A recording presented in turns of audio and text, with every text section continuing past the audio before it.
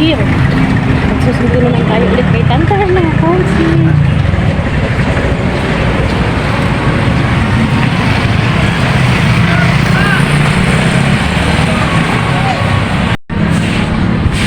Ayan mga Konsi, diba? So busy na naman tayo. Kasi magsusundo na naman tayo ng estudyante natin. Wala, may isang ismala din. Ano lang yung buhay. Umaga, mag-prepare. Maaga-maga pa, maghatid pa lang muna kahit Tantan sa school. Hatid muna sa school. Sarado yung cafe na paborito ni Tantan. No? Pwede kasi siya sa, parang, siya, chills na coffee. Parang parehas kami. Diba? So, sarado. Ang makit kasi doon, 140. Kaya hindi natin kayang afford yun. Tawid tayo. Yung mga estudyante, papasok na sila sa school. Busy na sila pumasok sa school. So tayo is busy naman tayo susundo sa school. Lakad lang po tayo. Siguro mga lakad natin, kapag mabilis ang lakad, mga 15 minutes. Pero pagpabagal na lakad mo, mga 20 minutes siguro. Lakad-lakad lang. Ano din yan, exercise din yung paglalakad. Kaya tiisin lang natin, umaga hanggang pagsundo, magkakad tayo. Kasi di ba nga sayang dito mamamasama. So kung pwede naman nakarin na lang natin. Diba?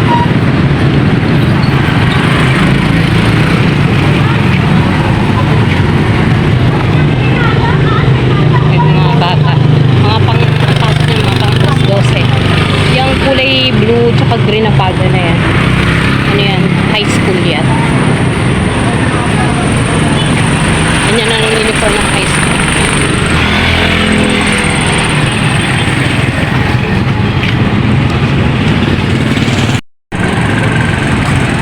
So, malapit na rin tayo. Tsaga-tsaga lang sa paglalakad. Aray ko. Kasi parang estudyante kasi may umaga pa. Kapaaga ako. Kasi magtatanong sana ako ng PE uniform. Kung talaga yung sadya ako kasi umaga ako. Paano ako makahanda kung wala ako. Parang sana ako.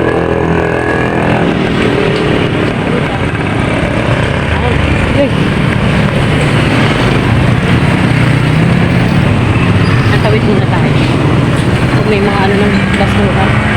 Pero kukunin ito ngayon kasi ngayon Tuesday. Ito yung garbage time dito. Sa amin kasi sa barangay namin MWF dito Tuesday, Thursday, Saturday ata dito sa ibang barangay.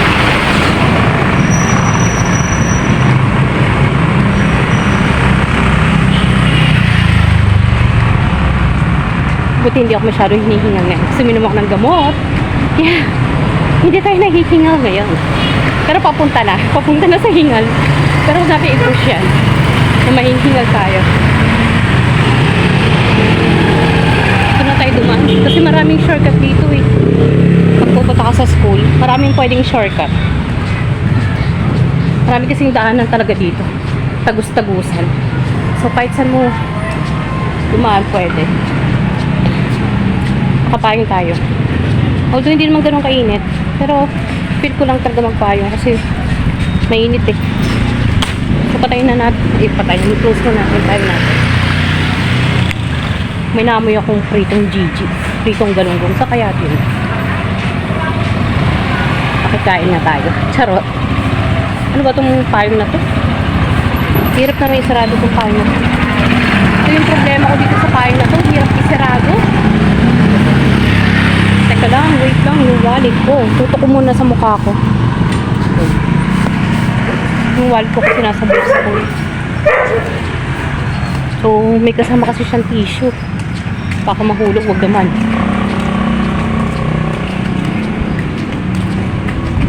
Dito, medyo hindi matao dito. Actually, walang katao-tao.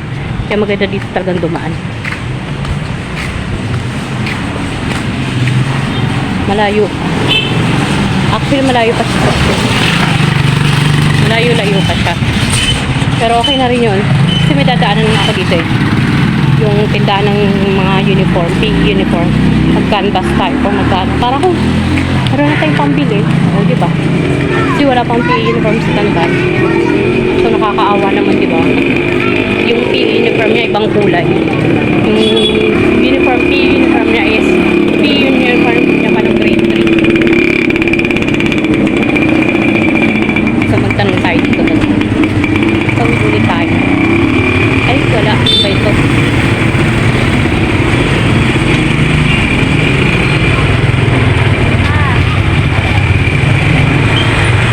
Tanong tayo. Ay, tanungan na ako. 250 daw, size 20. Pero kasi Tantan kasi lumaki na siya. So, baka hindi lang siya size 20. Tsaka hindi na siya siguro 250.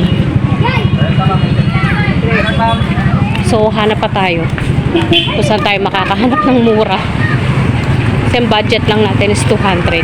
Eh, kagaya nga nung sinabi nung ni ate, 250 size 20. So, hindi siya pasok sa budget pa natin. Eh, kung pupunta naman ako sa Manggahan, ganun din, mamamasahe rin ako. So, dito na lang, di ba? Try natin makahanap kung saan tayo makakahanap. Pero parang di gusto ko bumuli ng ano, Bigo.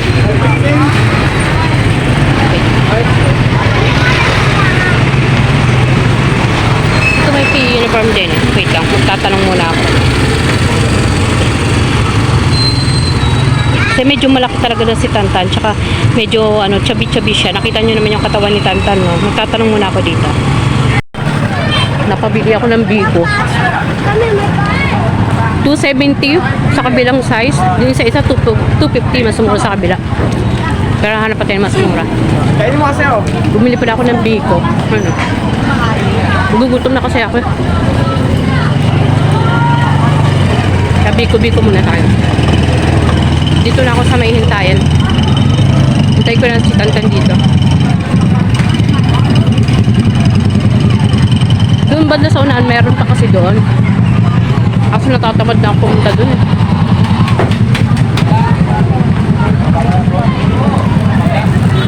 So, dito na lang tayo maghintay. Sarap ng Bigo nila. Wala na po kayo papasukan dito. Dito nyo na po yan. Papa na yan. Ikot nyo na po rito. Dito tayo sa kabila. Dito na kayo na. Hello, andito na po si Tantan. Aka na Ma, mo. sa Friday, sa matib daw namin sa EPP. Sa Matib ulit? Sa EPP. Kaya mag-review ka. EPP? Ano ba yung dali-dala mo? Basura. Sa akin, Kayo, Pina? Ikaw daw magtatapon yan? sa bakal. Sino nagsabi? Sino nagsabi? Hindi na. Bakit ikaw? Ikaw lang? Kaya, Naglinis ka ba? kaya pala. Kaya, nagtataka ka, bakit yung tagal? O bakit ang tagal mo? Grabe. Kami na lang kasi, lumabas na yung kakasi namin. Linis kasi kami, tapos, Ilang kayong cleaners? tapos pinagkalit tayong upuan dun sa naman. Kaya ang tagal lang ha? Basura nyo ba yan o mga kakasi mo? Ay! Ay, Lawrence! Yan, ang daming estudyante. Nabasa na po kasi. Ilang ka na? 18/20 sa ESP. Tapos 19 to 23 sa MAPEX. Pinapagod kami dun. Saan? Sa ano, yung cleaners kami. Pinagod kayo? Grabe, ang daming estudyante oh. Pagod ba kami dun? 2 minutes Yan mo na. Bili na lang tayo ng 20 log. Tapon mo na yan pag may dadaan tayong basura. Ang dami mo naman bit-bit na basura. Yung ibang cleaners, may mga dalang plastic, wala. Wala. Bakit ikaw lang? Sino nagutos sa'yo? Si teacher? Ang sahaba nga kasi sinabi ni teacher. Kanino? Ay, Prince Dad. Bakit? Anong sinabi niya? Sabi daw. Oo. Nakalimutan niya sa surat niya. Oo. Ano sabi ni teacher? Butas-butas na surat niya.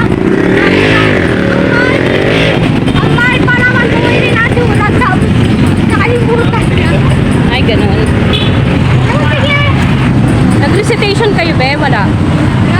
Nag-recitation. Nag-recite ka ba? Hindi. Nag-recitation. Anong subject ka nag-recite? Sa? Sayang ma. Magpaparecite pa naman sila ng multiplication 1 to 10. Oo, dapat nag-recite ka na. Dito ka sa kabila, may sasakyan. Bakit? Kabisado ko pa naman. O kaya nga mag-recite ka pa, nag-recite. 1 times 1. Hindi. 6 na. 6 times 1. Oo. 6. 6 times 2, 12. 6 times 3, 18. 6 times 4, 24. 6 times 5, 30. 6 times 6, 36. 6 times 7. 6 times 7 equals 42. 6 times 8 equals Be, ayun o, may basura. Ibigay mo yung basura. Ayun o. Teka lang, bilisan natin maglakad. 51. Baka yan. Basura yan, dali para ibigay mo. Tapos maghugas ka mamaya ng kami sa bahay. Eh, pag mo sa ano ka. Pakulorin pala, di pala nilalagay sa ano. Eh, sinong mataas na score sa PTs? Yung iba mo kaklase, ilan yung score nila? Anak ko lang sila. Ilan si Sak? Wow, taas ng rate. Gawa niya parang ano eh. Wala, ang galing naman niya. Bakit sa'yo? Ano ba nangyari sa'yo? Tapon mo na sa basura. Masyado tumatalab yung ano namin. Kahit ano, gawin namin eh. Baka ano, ang dami mo nilagay na chlorine. Oh, lagay mo na doon, tapon mo na. Ano ba to? Ang daming estudyante. Oh. Tapon mo na. Dali, madumi na yan. Tapos maghugas ang kamay, ah. Dali, lagay mo na doon sa sako. Dumi ng kamay mo. Yan na ako. Si grabe, ang daming tao. Sobrang dami. Tawid tayo na. Pumasok na ako, bumawi ka sa PTs mo. Naku, bakit ang baba ng ng score mo sa PT? Hindi mo yata inayos, be. Baka makalat yung gawa mo. Nandyan ba? Tingnan mo na. Tingnan mo dito matalab na siya. Bakit hindi tumatalab, eh? May tumalab na ano. Kung may tumalab na white. Oh. Nababasa. Parang nagiging tubig na kapag. Baka marami kang nilalagay na tubig, eh. Hindi. Ano? Hindi ko nilalagay Tsaka, ng tubig. pare-pares lang naman kayo construction paper, chlorine, at saka cotton buds. Cotton buds naman ang gamit ng mga iba, di ba? Oh, bakit ano? Nasa gawa mo yan, Tan. Baka hindi mo tinignan o pinakinggan mabuti yung instruction. Di ba yan? 5 to 10 ka lang doon. Makapi, makupo. Ayan. Kasi kaya nakupunit yun kasi basang-basa. Yan, tuloy. Di ba sabi ko sa'yo, ayusin mo yung ano mo, pieces mo. Di ba? Sabi ko sa'yo eh, pagka punit madumi yan, talagang bababaan yan. Sinasabi ko yan sa'yo, ayusin mo yung pieces mo. Dahil importante yun, di ba? Score mo yung PT, yung arts. Ika na naman nakikinig siguro, pabara-bara ka lang ng gawa. Hindi mo inaayos, dinamihan mo siguro yung tubig. Titingnan mo yung mga gawa ng kaklase mo para ma-idea ka. Titingnan mo kung malinis. Oh. Hindi ka mangungopya. Titingnan mo kung paano nila inano, kung malinis ba.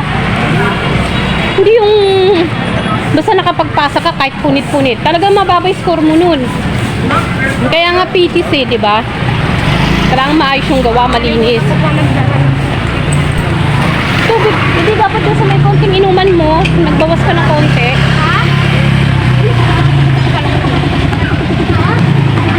Naubos mo na. O di ba mayroon namang refila ng ano doon?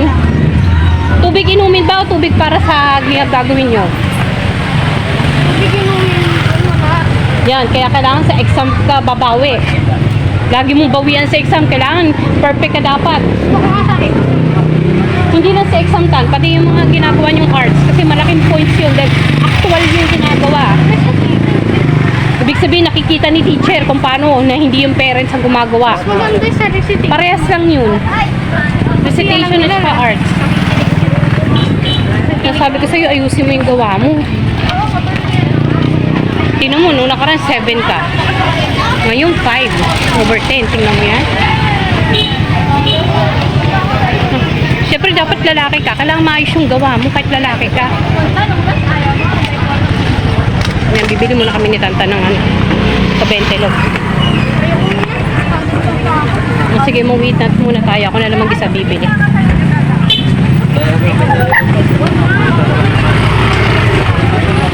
Daming estudyante. Tan, bito! Sobrang dami ng estudyante ngayon. Grabe. Yan.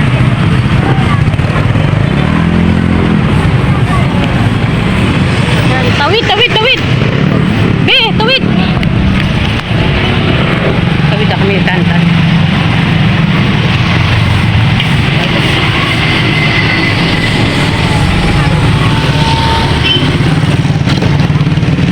Grabe, dami nilang activities sa school. Tapos nag-exam pa sila. Tapos meron pa ulit sa Friday, exam. Buti naman, pasado namin siya sa mga exam niya. Mataas na may mga score niya. Yan, nakabili na kami ni Tanta ng ulam namin. Pakita mo, bebe, binili natin. Yan, bumili na lang kami ng, patingin niya, bebe. Bentilo. Dito na ako ba? Sa kusong ulit. Kasi natin ko na yan si Tantan eh. Bigla pala siyang lumabas. Hinanap niya siguro ako. Si ate tulog. Yeah. May assignment kayo wala? Ano assignment niyo? Si Sensa? GC. Anong subject? Filipino. Sa papel yun. GC nyo o yung sa section nyo? O sa ano nyo? GC namin. Tapos kumain. Gawa na assignment Sa ha? Filipino, elemento ng kwento. Assignment hindi. Sa ano yan eh? Pupuntan sa grade 4. Grade 4 notebook? Bilis! Grade 4 paper. O, kaya nga. Sa papel yun. Ilan ba assignment nyo? Dalawa? O bakit may sasagutan pa sa Filipino? Hindi. Assignment namin yun. Assignment. So, di patas mo kumain. Gawin mo na ha, para matapos agad. Pang sinip. Oo nga, yung isa, yung Pilipino muna, yung elemento ng kwento. Habang di pa sinisend yung isa. Ano subject? Ano ba yung assignment mo? Yung isang sinesend? Ano yun? Ano ba, Pilipino? Filipino lang. Yun yung elemento ng kwento. Yeah. Yan, malapit na po kami sa bahay. Yan, nandito na po kami sa bahay. We're home na. Where's my tablet? Pabiling ko muna si Tanta ng tube ice. Mom, where's my tablet? Huh? Di ba nasa bag mo? Huh? Nasa bag? Di ba pinadala ko sa'yo? Wala. Anong wala? Tignan mo. Hello? Doon sa bulsa ng bag mo. Ito? Anong kabatan? Hala ka! Wala nga. Ito oh. Kala ko naman. Naku, kala mo may pambayad ka dyan. Naku ka. Kala ko na wala. Kinaban niya ba? Yan. Hindi mo kasi tinitingnan. Sige na, bumili ng tubais. Pakain na po kami ni Tantan. Ito lang po yung ulam namin. Bentilog. Yan. Magbe-bentilog lang kami ni Tantan. Kinabahan ako. Gagamba? Bumili ka ng tubais.